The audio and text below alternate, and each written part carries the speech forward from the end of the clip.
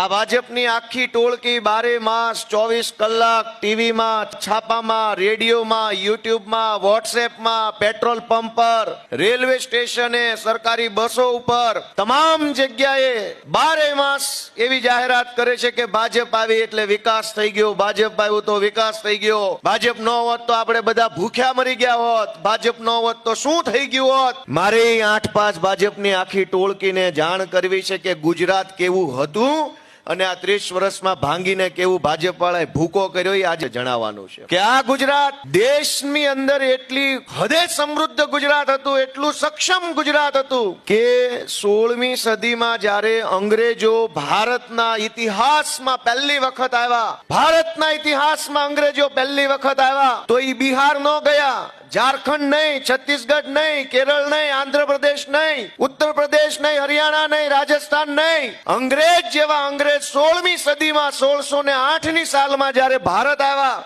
તો એ ગુજરાતમાં આવ્યા હતા. તો શું લૂમ લેવા આવ્યા હતા? ક્યાંય સમૃદ્ધ હતું એટલે આવ્યા હતા? ગુજરાત 16મી સદીમાં સમૃદ્ધ હતું. તે દિવસે અંગ્રેજોને ખબર હતી કે ગુજરાત સમૃદ્ધ છે, લૂંટવું હોય ભારતને તો ગુજરાત જવું જોઈએ. અંગ્રેજો કહેતા હતા કે ગુજરાત સમૃદ્ધ છે એટલે 16મી સદીમાં અંગ્રેજોએ શરૂઆત કરી ભારતમાં આવવાની. એ ગુજરાતથી આવ્યા, ગુજરાતમાં સુરતમાં આવ્યા.